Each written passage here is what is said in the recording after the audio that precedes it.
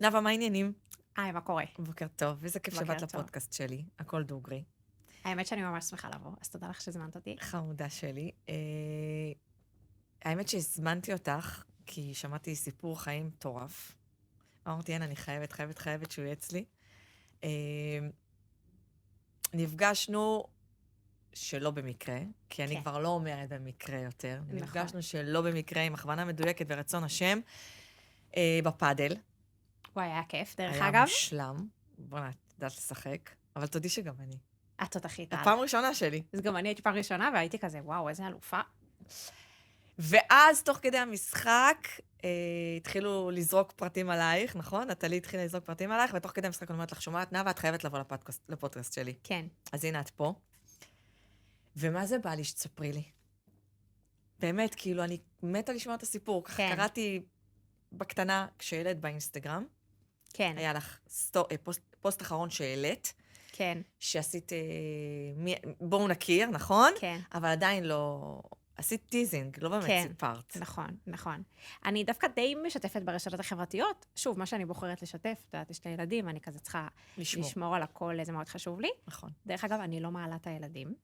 יש אומרים שאני קצת פרימיטיבית בזה, אבל לא יודעת, אני מרגישה כזה צורך לשמור עליהם, אז אני לא... אני בגדולה שלי העליתי אותה כל הזמן, הייתה כוכבת, ואת הקטנה שלי אני מאוד שומרת. ולמה? מעניין אותי.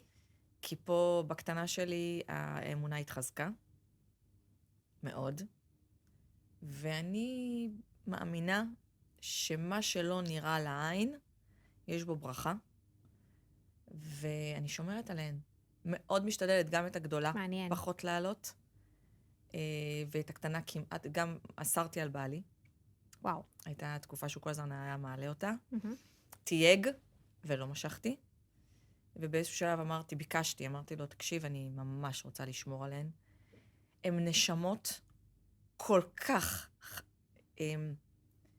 חשופות. זאת אומרת, הן עוד לא התערבבו בכלום פה בעולם. כן, ילדים. הן פשוט ירדו נקיות, לא נגע בהן כלום, ואני לא רוצה גם אני באמת מנסה שלא ייגע בהן שום דבר שאני יכולה להיות אחראית עליו. כן. והחשיפה הזו במדיה, אני חושבת שהיא טעות לחשוף. לילדים. חושבת שזה ממש טעות לחשוף ילדים. אומרת לך, את טבע העליתי בלי הפסקה. ממש סרטונים שלה, ואני גם מעלה אותה היום. זאת אומרת, יש בינינו וידאוים כאלה שאנחנו עושות, אבל לא באותה תדירות, לא באותה כמות, ואת אסי אני ממש ממש שומרת בצלופן. ממש רוצה לשמור על הנשמה שלה נקייה, שלא יהיה כל מיני נקודות כאלה של עיניים של אנשים שיזהמו לי את הנשמה שלה, אז זהו מהמקום הזה. כן, מעניין. אז אני לא הפרימיטיבית היחידה בנושא. זה לא פרימיטיביות. סתם, אני צוחקת. אני לא יודעת, אני כזה במקום יותר שמרני שלי, אני חושבת, זה בא דווקא. כן, אז במקום כזה שהם ילדים שמרני קטנים, אין לי פרימיטיבי. שליטה על זה, זה עמודים שהם חשופים, כולם יכולים לצפות, לא יודעת, לא בא לי לשים אותם במקום הזה, בגיל כזה, שהם יגדלו, זה כבר עניין שלהם, מה עניין הם שלהם, יחליטו. שהם יבחרו, אבל נכון. כשזה בשליטה שלי, אני נכון. ממש לא... זה לא שאני חוסמת, זה לא שאני שמה לה אייקונים על הפרצוף, אבל אני משתדלת שהיא לא תהיה. כן, מעניין. כן. בקיצור, אז אני חוזרת לזה שאני משתפת ברשתות החברתיות קצת. אני רגילה שכזה כל פרט שאני אומרת בחיים כזה מופתעים. בת כמה את? 25? מה? כבר הפתעה. ואז אני אומרת שיש לי 2 ילדים, כבר ואז עוד בואי הפתעה. תגידי מה הגילאים של הילדים. ובני כמה ילדים יש לי... אז אני אציג את עצמי כזה בקצרה. אני נאווה איצקוביץ', בת 25, אמא חד-הורית ל2 ילדים, ילדה בת 6 בכיתה א' וילד בן 5. אני כבר שנה רביעית בעולם הנדל"ן. כמתווכת, עצמאית, שזה ממש כיף דרך אגב, זה תחום שאני מאוד אוהבת.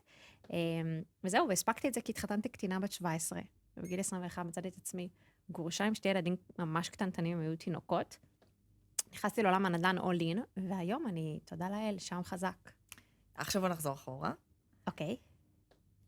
את באה מעולם חרדי.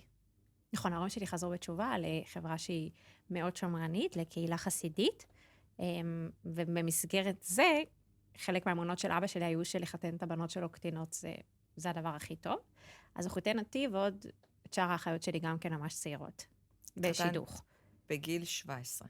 16 וחצי היה וורט, אם את יודעת מה זה אומר? לא, מה זה? וורט אצל החסידים זה שמפגישים את החתן והכלה בערך 3 פגישות, כל אחת מהם כזה לשעה, ואז מחליטים שמתחתנים. מי מחליט? הזוג כאילו אמור להגיד כן, ואז ההורים ביניהם צריכים להגיע להסכמות על כסף, על כל מיני דברים כאלה, ואז כאילו יש אירוע, זה כאילו אבות, ואחר כך האירוסים, ואז קובעים זמן לחתונה. יש אפשרות שהזוג יגיד לא? כן. יש אפשרות שהזוג יגיד, לא, אבל חשוב כאילו לדעת, בשידוך אתה לא באמת יודע, זה מה שמספרים לך, אתה צריך להאמין, כי אין לך דרך לדעת באמת. נכון, כי יש רק 3 זה פגישות. בירורים וזה כזה, אבל זה הכל להאמין על מה שאמרו לך כשביררת. זה קצת לקחת סיכונים, אבל זה עובד להרבה אנשים בהרבה מקרים. זה לפי דרגות בחסידות, לפי... כן, זה כאילו לפי רמת הדת שלך, לפי איזה חסידות אתה משתייך, לפי, כאילו זה לפי איזה דרגה אתה גם בחסידות, נכון? ברמת, נניח, הדיקות שלך, כן. בדרך כלל זה ככה. יש משפחות שהן כאילו יותר פתוחות, אז הם משתתחו משפחות יותר פתוחות, יש משפחות שהן יותר סגורות, אז יהיה משפחות יותר סגורות, זה בדרך כלל עובד ככה. יש הרבה פעמים שנניח תראי שידוך של משפחה שהיא יותר אדוקה, עם משפחה שהיא פחות, וזה בגלל שנניח הבן שם הוא יותר פתוח, אז הם עושים את המאץ' הזה. מי משדך? שטחנים בדרך כלל, או נניח שכנה, אבל כאילו יש שטחן, גם אם היא שכנה והיא לא בתפקיד השטחנית באופן כללי בחיים, היא נהיית השטחנית לאירוע הזה. אם את לא רוצה להתחתן בגיל כל כך צעיר? תראי, ששואלים אצלי, אותך? זהו, אז אצלי, מאז שאני קטנה, ככה סללו את דרכי, מה שנקרא, אבא שלי, מאז שאנחנו קטנות, לא מפסיק להגיד לנו שאנחנו יודעת להתחתן קטנות, זה כאילו חלק אז את כאילו גם קצת רוצה את זה באיזשהו מקום, כי זה מה שמלמדים אותך. כי זה מה שהם הסבירו לך. וכולם מתחתנים צעירים, וכאילו, וזה מה שאת עושה. את לא מדי, את עוד לא מספיק עצמאית, בשביל שיהיה לך סי אחר או שונה חזק, בגיל כזה צעיר. מה את חושבת על זה? שזה טעות. אני לא ממליצה להתחתן צעירה. בכלל, אגב, הרבה שואלים אותי את זה, כאילו הרבה קולגות, הרבה חברות.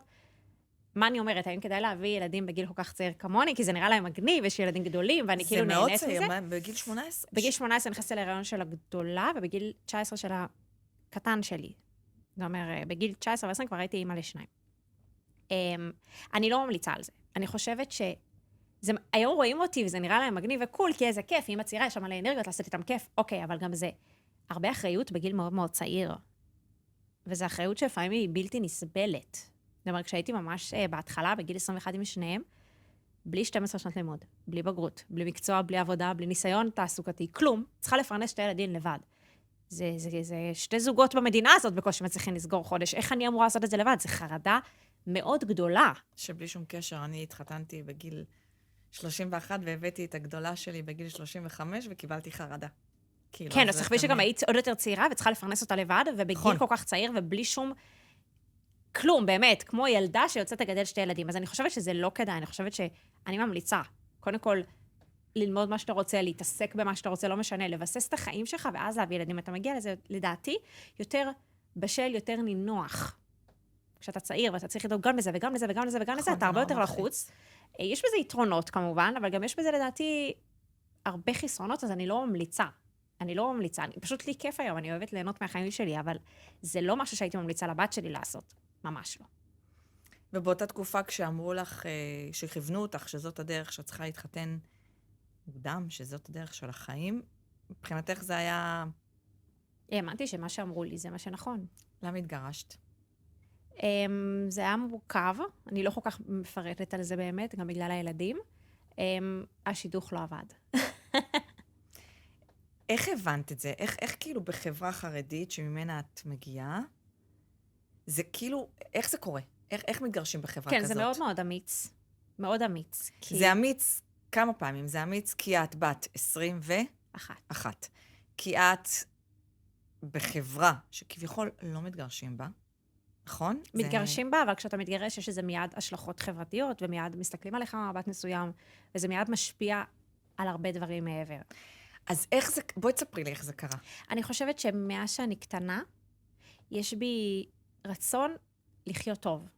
תמיד היה בי את הרצון הזה, תמיד, עד היום.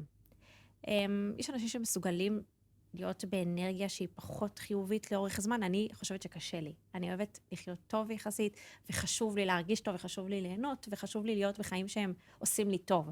ובאיזשהו שלב כבר לא יכלתי להמשיך את החיים שלי לא היו טובים. הרגשתי שזה פשוט לא טוב לי, אני לא מסוגלת להמשיך ככה, ואז קצת הלך לי הפחד ממה יגידו, זה פחות עניין אותי, כי אני כבר לא כיף לי, אני כבר לא שמחה, אני כבר לא טוב לי.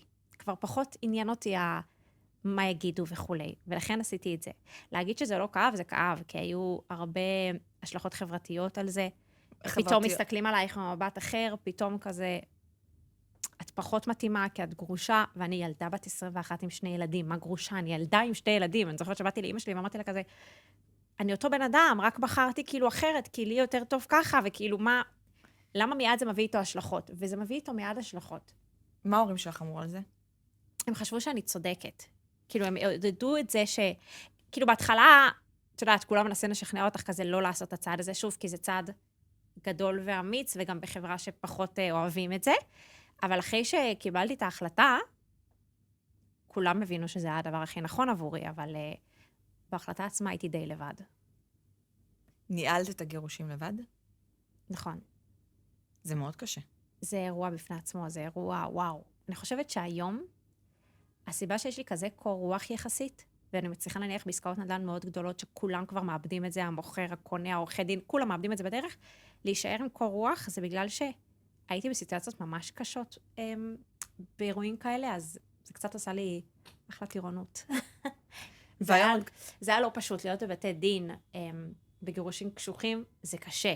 ולהיות לבד, בת 21, אז יש עורך דין, אבל גם את העורך דין את צריכה קצת לנהל.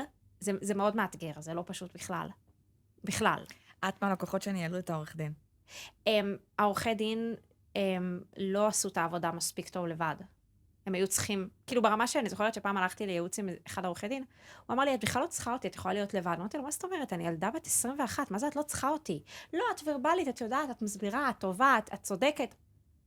זה היה לי תחושה של כאילו, איזה באסה, הייתי רוצה שיהיה לי עורך דין שאני אוכל פחות לדאוג, יותר כזה, שיהיה מישהו שינהל את זה, ולא אני בגיל כזה צעיר צריכה להתמודד עם כל זה. אבל אני חושבת שזאת את, באופי. לא, דווקא חיפשתי את המקום שמישהו יהיה יותר טוב ממני בזה. דווקא כן רציתי לתת למישהו לנהל את זה, אבל כנראה שבאמת הייתי טובה בזה יותר טוב. כאילו, כנראה באמת, בגלל שזה התיק שלי, זהו, בגלל שזה היה התיק שלי, ידעתי אותו יותר טוב מהם. ובוא נגיד את האמת, לא כל העורכי דין עוברים על התיק כמו שצריך, ולא כולם, לצערי, וזה הרבה מאוד כסף שהייתי צריכה לשלם. נכון, אני מסכימה איתך.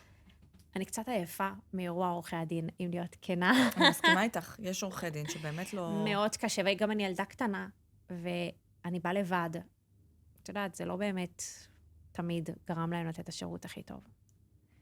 אז לא היה לך ליווי בזמן שהתגרשת? היה לי ליווי שניסיתי להחליף כמה פעמים. לא, התכוונתי לליווי משפחתי. המשפחה לא עמדה מאחורייך? המשפחה שלי, ההורים שלי לא גרים פה, הם עשו רילוקיישן, הם עזבו את הארץ. לא, הייתי לבד, הייתי הולכת לדיונים לבד, הייתי לבד לגמרי. היית פה לבד בארץ? כן. כן, ההורים שלי עשו רילוקיישן חצי שנה לפני שהתגרשתי. אז שהתגרשתי הם לא היו פה. אני גרה היום לבד בנתניה. אני רגילה כבר נראה לי. כאילו התרגלתי לזה. יש לי את המשפחה של אימא שגרים ברמת אביב, סבא ודוד, שאני בקשר איתם, אבל שוב, זה לא כזה, בואו אני אעזור לך עם הילדים, זה לא ככה, אבל האמת גם שאני לא מרגישה שאני צריכה. היום הם כבר גדולים. באתי מבית של 11 אחים, אז בשבילי לגדל 2 ילדים, בקטע הטכני, זה לא כזה מטורף. אני רגילה להרבה יותר משימות בתוך בית מלא ילדים. מה הילדים שלך חוו בתהליך? האמת שהילדים שלי היו ממש קטנים כשנפרדנו, הם היו בני 2 ושנה. אז הם לא... טפו, טפו, טפו, טפו, הם לא חוו. נכון. הם לא חוו ברמת הטלטלה. לשמחתי זה לא היה פתאום, כאילו הם בלי אבא. הם היו קטנים מדי בשביל לזכור את זה, הם לא זוכרים את זה נכון. שהיינו ביחד. נכון, כי הם גדלו לתוך חיים ואני בלי. גם חייבת להגיד שלהיות אימא, שמנהלת תיק גירושים מאבא שלהם, ועד היום להיות גרושה בתוך סיטואציות, זה קצת להיות שחקנית גם בתוך הבית שלך. אני תמיד שחקנית. אני תמיד צריכה לשדר משהו אחד, גם כשאני מרגישה משהו אחר. זה מאוד מורכב. ואני חושבת שזה מאוד חשוב, אגב, השחקנות הזאת, כי אני חושבת שילדים צריכים להרגיש עוגן בביטחון, זה לא משנה מה קורה בחוץ. אני תמיד צחקתי שהשבועות הכי קשים שלי, היו במקביל שלהם היה את השבוע הכי מקסים. וזה משמח אותי, כי אני חושבת שזה מה שאני צריכה לעשות כאימא, למרות שזה מאוד מאוד מאוד מאוד מאתגר כל הזמן להחזיק את זה. אבל זה מה שאני עושה. תקשיבי, זה מטורף מה שאת אומרת, כי זה כל כך נכון, ואנחנו לא תמיד מצליחות לעשות את זה. זאת אומרת, את חוזרת הביתה, בין אם את גרושה ובין אם את נשואה, תמיד יש את העליות up and down האלה בנישואים, וגם לא רק בתוך המערכת הזוגית, בכלל, גם כחלק בחוץ, מהחיים. הפרנסה, לשווק את עצמך, להתחיל לפתח את עצמך, ואת חוזרת הביתה לפעמים ואין לך אנרגיות. כן. ואת מצליחה לשים מסכה בתוך הבית שלך, שזה המקום שבו את אמורה להוריד את המסכות, כן. ולהיות הנאווה הזאת לילדים. כן. אני חושבת אבל שעוד יותר דווקא אני מדברת על כן גירושים, ואני אגיד למה. כי הרבה פעמים, בגלל שיש כעס, אז אני יכולה לשמוע כל מיני הורים שאומרים לילד, נניח, לא יודעת, היא כועסת על הגרוש שלה, אז היא אומרת לילד, בגלל אבא שלך. זה בסדר שאמא לפעמים בלי אנרגיה באופן כללי, זה בסדר, כאילו הכל טוב. כולנו ישמים, דווקא טוב שילד יבין את זה. אבל ילד לא אמור להתמודד עם ריב בין הורים, אגב, גם הורים נשואים, זה לאו דווקא הורים גרושים, יש הרבה הורים נשואים שעושים את זה. ואני חושבת שההשלכות של זה על ילד הן מטורפות, ויש לי המון רגישות אליהם, ולכן אני חושבת שאני אומנם שחקנית כל הזמן, אבל זה לא מאתגר לי, לא מצאתי את עצמי שנשלף לי בטעות. כי מרוב שאני רגישה אליהם, מרוב שכאילו אני חושבת על זה, על איך אני הייתי מרגישה אם הייתי ילדה בסיטואציה הזאת, וזה מה שנראה לי נותן לי את היכולת לשחק כל כך טוב בנושא הזה ספציפית. היי מלא, יש לי פה היום נשים שהן השראה, כאילו אחת אחרי שנייה. לא, אבל כאילו זה ממש חשוב. אגב, גם כהורים נשואים, כי אני שומעת את זה גם בין זוגות נשואים. נכון. היא מתעצמנת על בעלה שלא עזר לה בסופר, ואז הילד בן 5 חוטף אתה כמו אבא שלך, מה ילד בן 5 אמור לעשות עם האינפורמציה הזאת, עם היקרה? כאילו, כמו שלא תגידי לו כמה כסף יש בחשבון בנק, או ממה את דואגת, את לא אמורה להכניס אותו לזה. אז אני כן חושבת שצריך הרבה רגישות לילדים דווקא, כי אנחנו המבוגרים החיים עליהם, אין להם אף אחד, ומה שאנחנו נכניס כנראה זה מה שיגדל ויהיה שם. נכון. קיצור, זה המון אחריות להיות הורים. המון אחריות להיות הורים. בגיל מאוד צעיר, לכן תחכו עם זה קצת. אז אל תהיו הורים כל כך צעירים. כאילו, קחו את הזמן. תגידי, ועכשיו את כן בעולם החרדי? הילדים שלי לומדים בחב"ד, שזה כזה קול. אנחנו מקורבים כזה לחב"ד. לא חרדי כמו בבני ברק, כאילו, זה לא אותו סגנון. ולמה את מתחברת יותר? אני חושבת שגדלתי לא מאוד עם ההגדרות האלה בראש, בגלל שכאילו ההורים שלי חוזרים בתשובה, בגלל שכל הזמן הייתי בחברה של הרבה סוגים של אנשים. אבל מתי ההורים שלך חזרו בתשובה? כשאת היית? לפני שהתחתנתי. כן, בת כמה את היית? לפני שנולדתי. אז אני את נולדתי לא מכירה את לתוך החיים החילוניים. לא גדלתי כחילונית, אבל תמיד הכרתי גם את המשפחה שלי, הלא דתייה, ואת האנשים שהיו מגיעים אלינו, לא כולם היו דתיים. זאת אומרת, תמיד הכרתי הרבה סוגים, ובגלל שגם ההורים שלי חוזרים בתשובה, בתוך החברה החרדית חוזרים בתשובה, לא באמת, בדרך כלל לא מצליחים להתחבר עד הסוף לזרם מסוים. חלקם כן, אבל חלקם לא, והם גם לא בדיוק מצאו את המקום שלהם, אז הייתי רגילה להיות קצת שונה. תמיד הייתי שונה, גם בבית ספר שבו גדלתי, כי הבית שלי היה שונה. הוא לא היה לפי הכללים עד הסוף. אז זאת השאלה שלי, אז למה הם עברו לגור בבני ברק? לא יודעת מה קרה להם. כי בבני ברק זה מאוד... אני חושבת שהם ניסו להתחבר למשהו, אבל זה לא הצליח להם. כי הם מדי היו שונים, הם לא היו הדבר הכי קטן, אני גדלתי בבית ספר חסידי, הם שמו אותי. חסידית זה הכי ארטקורד של בני ברק, ביידיש. ואמא שלי נהגה.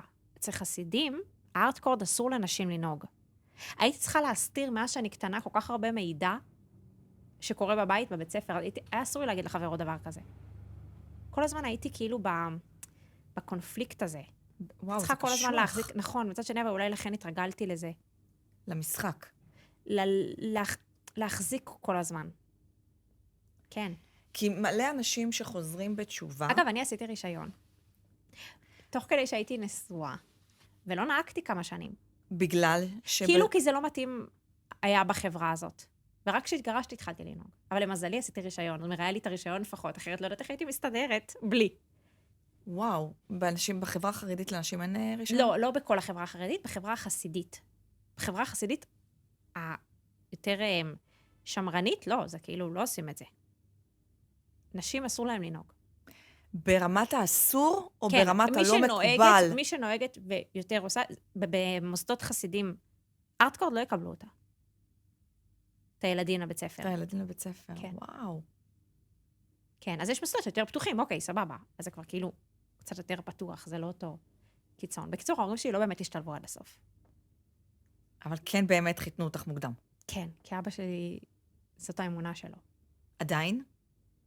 לצערי, כן. האחים שלך עדיין בתשובה? חלקם. גם יש מאלה כל מיני כזה דרגות של כל מיני, מגוון ממש. וכולם עברו לארצות הברית? לא, ההורים שלי לא גרים בארצות הברית, ההורים שלי עשו רילוקיישן לאירופה. אני גרתי תקופה בארצות הברית. לפני שהתגרשתי, עשינו רילוקיישן, ואז חזרתי לארץ בעצם, כשנפרדנו. זאת אומרת שהוא נשאר שם ואת חזרת לארץ. נכון, הוא חזר אחרי 2 היום הוא גר פה גם, בישראל. הבנתי. טוב. כן, אני רוצה לשאול אותך לגבי התהליך גירושין בבית הדין הרבני. כן. טוב, את בטח, את לא מכירה את האופציה של בית משפט. זאת אומרת, את התגרשת ברבני, עשית את כל התהליך ברבני, נכון. לא רק את החתימה על הגט, נכון. הגשת את כל נכון, התביעות, התיק הוגש בבית הדין הרבני. כי כי זה מה שהעורך דין אמר לי שטוב יהיה לעשות. אוקיי, אז זה מה שעשיתי, כי עם כל הכבוד לנאווה, בת ה-21, היא לא ידעה. העורך דין חכם ממני, בטח בתחום שלו, אז אני אסמוך עליו, לא? אוקיי, וזה מה שעשיתי. סתם בא לי לדעת, איך חווית את בית הדין הרבני בגירושים? אני חושבת שכאישה, אני בחוויה שלי פחות התחברתי למקום. כי מה? אני לא מדברת על הטקס. כי, לא, דווקא הטקס עצמו פחות הטריד אותי. כי תחשבי שזה רק גברים, הדיינים, ולא יודעת, כל האירוע הזה הוא מאוד, זה שונה מבית משפט. אבל לא חווית את בית משפט. יצא לי להיות בבית משפט בלי קשר לתיק גירושים שלי. אני פחות הרגשתי שם טוב. הרגשתי הרבה פחות טוב. אבל שוב, יש כאלה שדווקא כן הלך להם טוב שם. זה תכלס את עורכת דין, את יודעת, זה 2 רשויות שאפשר לפנות לאחת מהן, נכון. ומי שאתה הולך אליהם, זאת הרשות שבה מתנהל התיק. שהיא אחראית בעצם לתת את נכון. הפסיקות, והיא באמת, נכון, זה לפי איפה שפתחת התיק. איפה שפתחת את התיק, גם אם אתם לא מסכימים, זה לפי מרוץ סמכויות, מי שפתח ראשון. נכון. אני שואלת לגבי בית הדין הרבני, כי יש איזו סטיגמה לגבי בית הדין, שהוא לא לטובת נשים. שאני חושבת שזו סטיגמה שהיא לא נכונה. אני קיבלתי רושם בהרבה תיקים שאני מנהלת, שבית דין רבני כן מאוד דואג לנשים. אני חושבת שזה מאוד תלוי באיזה בית דין. אני חושבת שזה יש תלוי בתי דין בהרכב של במקומות- הדיינים. לא, אני גם יש חושבת בתי דין יותר, באזורים יותר ארטקורד, ואז אולי נשים חוות את זה יותר קשה, יש בתי דין שהם באזורים אחרים כמו בנתניה, שאני מניחה שזה קצת שונה. זאת אומרת, נראה לי גם תלוי באיזה בתי דין. כן, גם תלוי מי הדיינים, גם כן, תלוי זה מה מורכב. המקרה שנמצא כן, אני מולם. חושבת שזה מאוד משתנה. היה לך איזשהו קושי בגירושים? מבחינת, כאילו, למה זה לא נגמר בהסכם? למה זה היה צריך בית דין? כי אצלי זה היה גירושים קשים, זה לא היה גירושים... לצערי, אגב, אני מאוד ממליצה על הסכמים. אני מאוד ממליצה על לחסוך עוגמת נפש אחד לשני. חד משמעית. אבל תמיד, את יודעת, את לא לבד. נכון, אם אין פרטנר, אז זה נכון. תמיד זה, כן. לצערי, אני מאוד מאוד מאוד לא בעד. אני תמיד צוחקת שאני לא יודעת לריב, אני לא מתחברת לזה. בכלל, כאילו, לא אוהבת את האירוע. פחות אני. בבתי דין ובתי משפט, אגב, זה לא רק בתי דין, זה מקום מתיש. נכון. כאילו, נכון. אתם יכולים זה מקום להימנע מלהתקרב למקומות האלה, תעשו טובה לעצמכם. חד משמעית. בין אם זה חד בית משמעית. דין ובין אם זה בית משפט, זה לא באמת. אז איך היה הרגע שקיבלת את ההחלטה לקום ולהתגרש? כאילו, איך ילדה בגיל 21 עם 2 ילדים שקטנים מאוד בעולם הזה, שבו את נמצאת, איך, מאיפה האומץ? כאילו, איך... הפסקתי לפחד, וכשהפסקתי לפחד, קיבלתי את האומץ שאני רוצה שיהיה לי טוב. ואני רוצה שיהיה לי טוב, אצלי הוא מאוד חזק. הוא מאוד חזק, זה משהו שממש חשוב לי. אני שמה עליו דגש מאוד מאוד מאוד גדול גם היום. מאוד חשוב לי איך אני ארגיש. כי אם אני לא ארגיש טוב, אני אהיה חסרת אנרגיה. אני צריכה אנרגיה לא רק בשבילי, גם בשביל הילדים האלה, וזה ממש מבחינתי האחריות שלי כאימא. ממש. כי בסוף, אם אתה לא דואג לעצמך, אתה מתפרק. זה לא משנה, אגב, אם זה כי אני התגרשתי בגיל צעיר, והייתי צריכה להתמודד עם כל המלחמות גירושים, ואחר כך לפרנס אותם לבד, או כי, לא יודעת, כל אחד והסיפור חיים שלו, הרי כולנו זה סיפור. אם אנחנו לא דואגים לאנרגיה של עצמנו, זה משפיע לא רק עלינו. למרות שגם אנחנו זה סיבה מספיק טובה, ואני מגיל מאוד צעיר, אני זה הילדים. זה כאילו חלק בלתי נפרד ממני. כולם אומרים לי כזה, רגע, תעצרי, אבל את. נכון, אבל אצלי את הוא פלוס אם. לדאוג להם זה אני. אם הם לא שמחים, אני לא מצליחה להיות שמחה. זאת אומרת, זה חלק מאוד מעורב אצלי. לא היה נאווה לבד, ואז באו הילדים, אלא נאווה עם הילדים בגיל מאוד צעיר כבר נהיו חתיכה אחת. נכון. ואז זה שם לי עוד יותר לחץ, כאילו ברמה שאם אני קצת לא מרגישה טוב, אני כזה, יו, מה אני אעשה עם הילדים? איך אני אצליח לטפל בהם? וכאילו, ומה יהיה איתם? אני מיד בחרדה הזאת, גם כי אני עזרה מהמשפחה באמת, כי אני איתם לבד. אם אני לא אעשה את זה, אף אחד אחר לא ידאג להם. ואז זה נותן לך הרבה דרייב חזק. אז זה את והם, וזהו, כאילו, זה אפשר להגיד שזה את והם לבד בעולם הזה. זה אני והם לגמרי. וזה אני חייבת לדאוג להם, כי אחרת, מי ידאג להם? זה אני לבד בלדאוג, זה אחד הדברים היותר... שאלה, את לא חייבת לענות עליה, אם את לא תרצי אני קוטעת. הוא לא בתמונה? הוא כן, הוא רואה אותם בהסדרי ראייה פעמיים בשבוע, ושבת. אבל בסוף מי שדואג להם בכל השבוע, ובכסף, את יודעת, מזונות בית הדין, מניחה לבד שהם לא...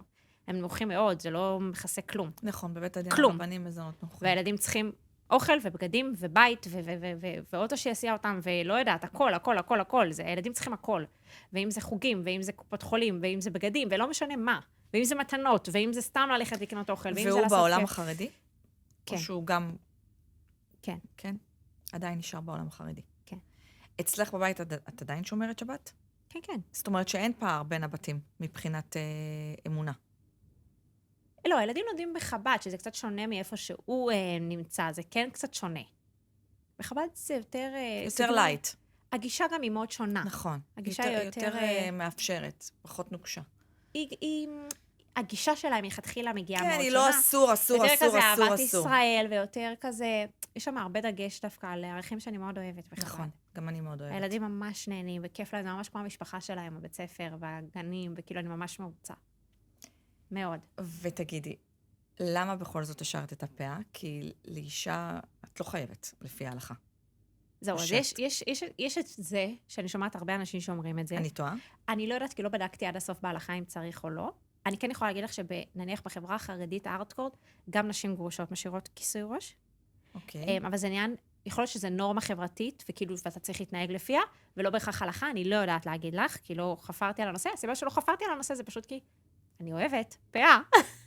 זה נוח. אני קמה בבוקר, ואני שמה פאה ואני יוצאת. אני לא צריכה לעשות פן ובייביליס, ואני יודעת כל ההתארגנות הזאת. כיף, פאה זה נוח, בכנות. פשוט וגם התרגלתי להיות ככה. לא, גם עכשיו יש סטייל לפאות. אני אוהבת, אני חושבת שזה יפה. זה הפך להיות עכשיו שיק. כן, נכון, יש הרבה אגב לא דתיות, גם שזה שמות, זה קטע. נכון. אני פשוט אוהבת, אז אפילו לא נכנסתי לנושא, אם אני יכולה להוריד, לא יכולה להוריד, אבל אני שומעת את זה הרבה, אני למה את שמה, את גרושה, את יכולה להוריד. אני לא יודעת מבחינה הלכתית איך זה עובד.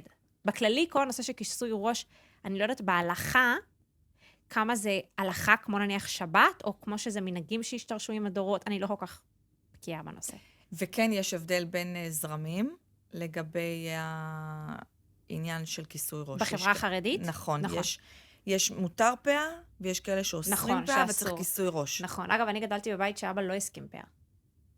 רק כיסוי ראש, שאצלו כאילו אסור. אגב, וזה קטע, כי בחב"ד זה בדיוק הפוך. בחב"ד אתה חייב לשים פאה, את חייבת לשים פאה, ולא כיסוי. כי אצלם, הטענה היא שפאה זה יותר צנוע, כי זה מכסה את כל השיער. מה שכיסוי ראש לא תמיד. זאת אומרת, יש בזה ממש מחלוקות. והטענה של אבא שלך הייתה שכיסוי ראש יותר צנוע. כן. האמת שהוא צודק. מאיזה בחינה?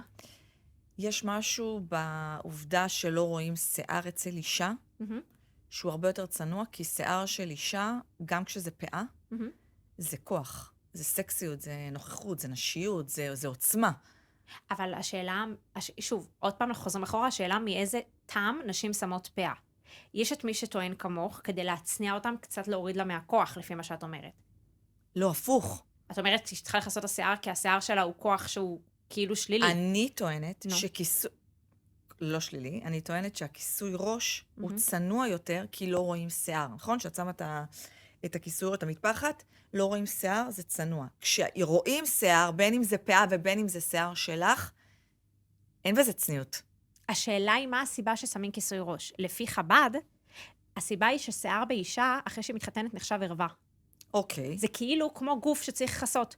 אף אחד לא אמר לך לא לכסות את הגוף עם משהו יפה. זאת אומרת, מבחינתם אין בעיה הבנתי. שתשימי פאה יפה, להפך. הבנתי. בחב"ד, הם מאוד מאמינים שאישה, בת מלך וכולי, צריכה להיות יפה ומכובדת. זה אומר, ואז הם אומרים שבעצם אם זה שיער אישה ערווה, זה אומר שכל השיער צריך להיות מכוסה. זה לא בגלל שרוצים להוריד לך מהיופי, אלא פשוט הוא כי... צריך להיות מכוסה, אבל עדיין דואגים שהוא יהיה מכוסה בצורה של שיער, כדי לא להוריד לך ביופי. לא, כי הם טוענים שזה מכסה את כל הראש יותר מפחת, והם צודקים, כשאני שמה מטפחת רואים לי את השיער שלי קצת. עם פאה לא רואים את השיער שלך בכלל. הבנתי, טוב, הבנת? הטענה זה הזאת לא כאילו- מסתדרת לי, אבל מה, של חב"ד? כן מקבלת את העובדה שזה מאוד יפה. השאלה מה הסיבה שצריך כיסוי ראש? בשביל... צניעות.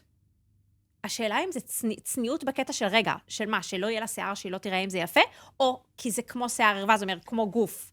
אני חושבת שהסיבה לכיסוי ראש היא צניעות כדי... אני אבל מצטערת אני על לא- הכנות, אבל כדי שהיא לא תיראה יפה, כדי שהיא לא תמשוך תשומת לב אז של אני לא גבר אחר. יודעת, אז שוב, אני אמרתי לך, אני לא חפרתי בנושא הזה של ההלכה, אז אל תקחי ממני שום דבר מבחינה הלכתית, אני לא לא, יודעת, אני סתם רק בא יכולה לי להגיד לך, לשמוע. אני לא יודעת ההלכה הזאת עד הסוף, כי אף פעם לא נכנסתי אליה, אני כן יכולה להגיד לך, אבל שיש דעות מאוד שונות, יש את מי שרואה את זה כמוך, ואז שימי כיסוי ראש, ויש את מי שרואה את זה כמו חב"ד, או כמו הרבה חרדים אחרים. לא, אבל אני בעיניי לא כיסוי ראש, אני בעיניי תשאירי פאה. כדי שכן יישאר כוח, כדי שכן יישאר היופי, כדי שכן תישאר הנשיות, כי אני לא חושבת שבורא עולם... כן, אבל השאלה מה רצה הסיבה? להקטין מה אותך. הסיבה שאישה צריכה לכסות את הראש? צניעות, או אולי כי זה נחשב ערווה אחרי החתונה? אני לא יודעת. מה הבסיס ההלכתי? אבל גם אם ולפי... זה נחשב ערווה אחרי חתונה, זה עדיין צניעות. אוקיי, אבל זה לא אומר שאת צריכה, זה אומר, זה לא בגלל ששיער הוא דבר שאישה לא צריכה להיות איתו כי הוא נניח מאוד יפה. אלא בגלל שהיא פשוט צריכה, למשל, שימי שמלה מאוד יפה. אין בעיה שתשימי הבנתי שמלה מה את יפה. אומרת. הבנת, זה נראה לי כן. שתי גישות, אבל שוב, אני לא מספיק חפרתי בנושא הזה שלה, אני פשוט אוהבת פאה, נוח לי עם זה, אני עם זה, אבל לא חפרתי מבחינה הלכתית. וכשאת... אבל יש בזה דעות סותרות, זאת אומרת, יש ממש לכאן ולכאן. אני בעיניי... כמו חב"ד שמתעקשים על פאה, ומקומות חד אחרים משמעית פאה. כן, אני יודעת שחב"ד מתעקשים על פאה. ומקומות אחרים טוענים בדיוק הפוך. זה בדיוק הסיבה שאני תמיד נמשכתי לזרם של חב"ד. כן, כן, כל תמיד. אחד מה שמתאים כי לו. יש בהם משהו נורא מאפשר. הם לא... בעיניי מאוד מאפשר. כאילו, אני שוב, חווה אני אותם חושבת מאוד שזה- מאפשרים. מאוד. כן, מאוד אני חושבת כאילו- שזה מאוד מעניין לראות איך כל בן אדם נמשך למקום אחר שמתאים לו. גם אם זה בעבודה, למשל, את נמשכת לעריכת דין, אני לנדל"ן, הם למשהו אחר, וגם בחיים בכלל, לקהילה שהוא יותר אוהב, לזרם שהוא יותר מתחבר. זה תמיד היה מאוד מעניין בעיניי. אני מתעניינת בזה מאוד כבני אדם, זה ממש מעניין אותי לראות איך כל בן אדם יש לו את המשיכה למקום שיותר מתאים לו. יש אנשים שיגידו לך שלא, חב"ד לא מתאים להם. אז רגע, אם אבא שלך תמך בכיסוי ראש, אז איך בכל זאת הגעת לפאה? כי אמרתי לו שאני לא אוהבת משפחת, אז אני מצטערת. הבנתי. זאת אומרת שתמיד היית ילדה עם סיי, כאילו, לא ניהלו אותך. כן, אבל היה לי סיי, אבל לא היה לי מספיק אומץ להגיד אני עושה ככה. האומץ הגיע לי בגיל יותר מאוחר, בגיל 21. כן, זה בא מאוחר. לא, הייתי כאילו עם דעה עצמית, אבל לא מספיק אמיצה עדיין, בשביל לעמוד מאחורי הדעה שלי, וזה בסדר. כי לא אהבתי כיסוי ראש, שנאתי את עצמי. ולא רציתי לשנוא את כן, עצמי. יש בזה, גם אני מסכימה איתך, יש בזה משהו מאוד למרות שיש מקטין. אנשים שמאוד יפה להם כזה, אני רואה אותם והם אמות, אני לא התחברתי כאילו ממש, ברמה, לא התחברתי. את רואה שוב עניין של טעם. של טעם, נכון. יש כאלה שכזה, מה את שמה פאה? מה את עושה? שימי כיסוי ראש. כל אחד את יודעת, ומה שהוא אוהב. לא, בעיניי פאה זה הרבה יותר יפה. כן. הרבה יותר יפה, ברור. משאיר משהו בנשיות שלך. למרות שיש נשים ששמות כיסוי ונראות מאוד יפות, וכאילו, אני לא חושבת בוודאי שלא. שיש, ברור שיש. זה עניין באמת של עניין של טעם, וכאילו לגמרי סגנון. עניין של טעם. כן, אז אני יותר מתחברת. טוב, מה עוד את רוצה להגיד לנו לפני שאנחנו מסיימות? כי לדעתי כבר תם לנו הזמן. שאני חושבת שכל אחת מאיתנו צריכה למצוא בתוכה את מה שעושה לה טוב, ומה עושה לה להרגיש טוב, ולא בהכרח מה שלימדו אותה שהיא צריכה להיות, או מה שאמרו לה שהיא צריכה לעבוד בו, לא משנה מה. כי בסוף כל בן אדם יש לו את השליחות שלו, ואת הייעוד שלו, ואת מה שהוא מתחבר אליו. ולחיות לאורך זמן חיים שלא אתה בוחר, נראה לי מאוד קשה. אז כזה, תשתדלו כמה שיותר לבחור בדרך שאתם מרגישות שעושה לכם טוב. אני חושבת שזה צריך אפילו להתחיל לפני זה, זה צריך להתחיל במה אנחנו מספרות לילדים, לבנות שלנו, לילדים שלנו, שמותר להם לחוות רגשות אחרים ממה שאנחנו חושבים שהם צריכים להרגיש. אתמול שמעתי, אני לא זוכרת את מי ואיפה, שהיא אמרו שם,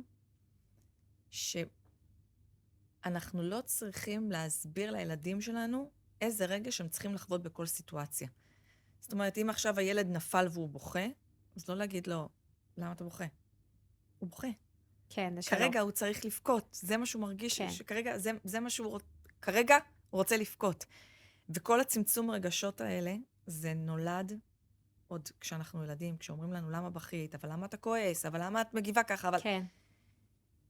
וכשאת נותנת לילד להרגיש, ולנהל את הרגש שלו, זאת אומרת, לא מכתיבה לו איזה רגש הוא צריך להרגיש באותה סיטואציה, אז הוא באמת יכול לבחור, הוא באמת יכול לגדול ולהיות נאווה.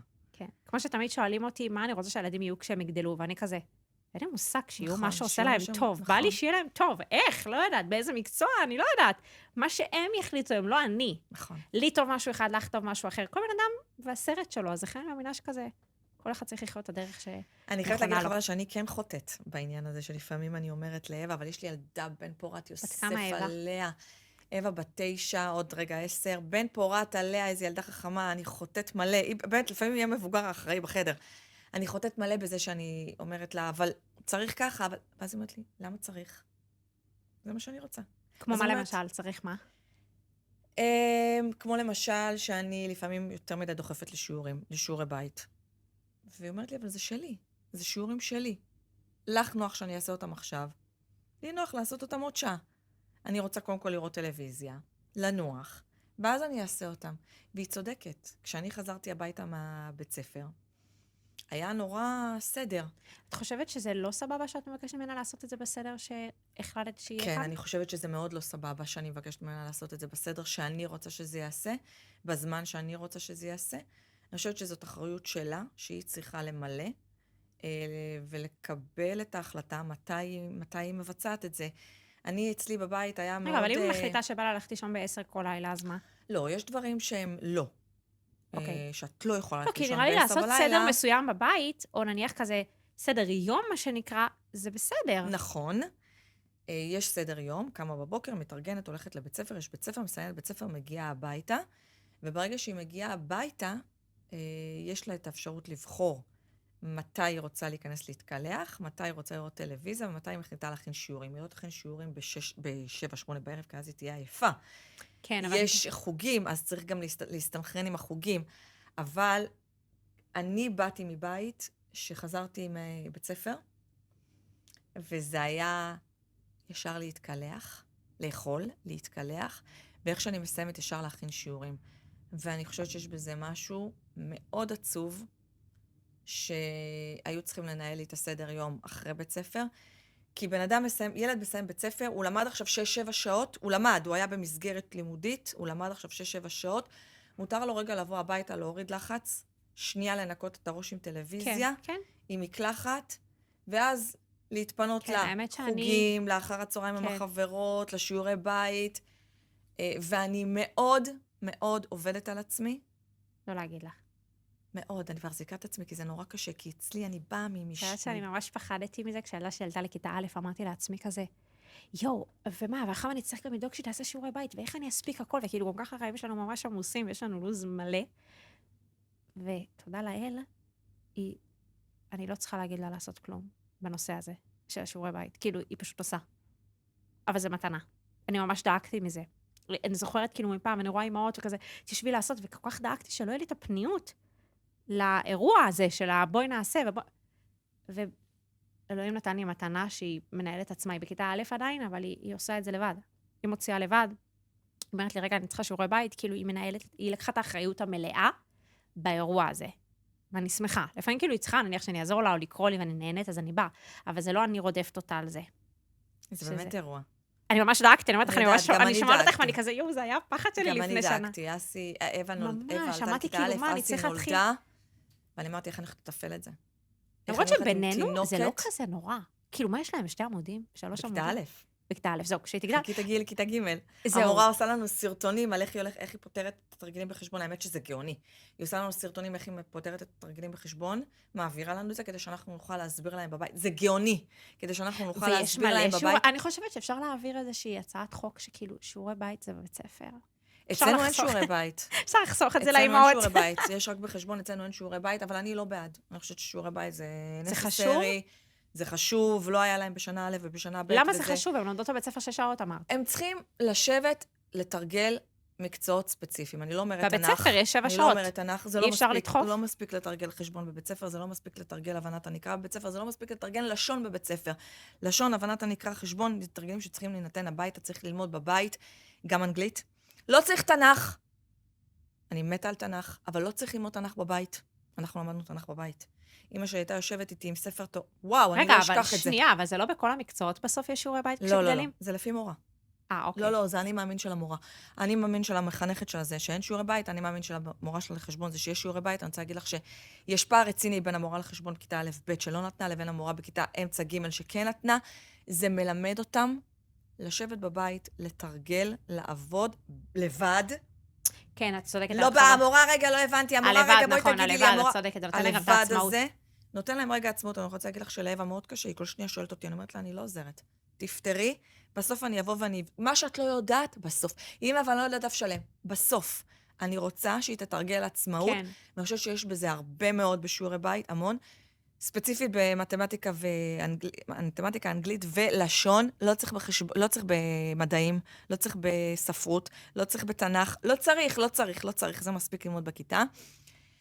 פחדתי מהאירוע הזה, פחד מוות, אני זוכרת שאמרתי במשרד, איך אני הולכת להשתלט על האירוע הזה? מה הולכת לעשות? ואז זה מגיע בהדרגתיות, וזה מרגיש סביל באיזשהו שלב, לא? לא, אני פספסתי אותה בכיתה א'. לא יכולתי להיות באירוע הזה. נולדה לי אסי, ולא יכולתי להיות באירוע הזה. כן. ואני חושבת שמשם כל העניין הזה ששיעורי בית התחיל, אבל אז אמר לי מטפל, תנשמי. תניחי. היא תלמד את האחריות הזאת לבד, אם לא דרכך, אז דרך כיתה, כי המורה תגיד, כי המורה תעיר, כי המורה תכתוב. וככה זה היה. והיום אני באמת מחזיקה את עצמי, בשעה אחת היא מתקשרת, אווה, שיעורי בית, אמא. כל הכבוד לך. תנשמי. כל הכבוד לך. זה מוערך. שאת יודעת להסתכל על זה ולשים לב לזה, זה מהמם בעיניי. לא כל האמהות מסתכלות על הדברים. ואני חושבת שהדבר הכי חשוב כאמא, כולנו עושות טעויות לפעמים, זה להיות במודעות, ואם עשינו טעות, לבקש סליחה, לא קרה כלום. כן, נכון. זה מה שילדים צריכים לשמוע. נכון. העיקר הכוונה. נכון. היא שומעת הרבה סליחה בתקופה האחרונה, אבל... העיקר הכוונה, הם מרגישים מה הלב רוצה. טעות, בסדר, גם הם לפעמים עושים טעויות, נכון. הכל טוב. שוב, טעות קטנה, לא טעויות... תראה, אני מקווה שהם לא יגיעו לטעויות הגדולות, אבל אני... לא, דיברתי עלינו כהורים. כן. אנחנו כהורים צריכים באמת... לשים לב. לשים לב, מאוד. להיות באחריות מאוד מאוד מאוד מאוד גדולה. כן. כן. זה מה שנדרש מהתפקיד הזה. הבאנו ילדים. אנחנו צריכים לקחת אחריות. נאוה, את מהממת. איזה כיף תודה, גם שבאת.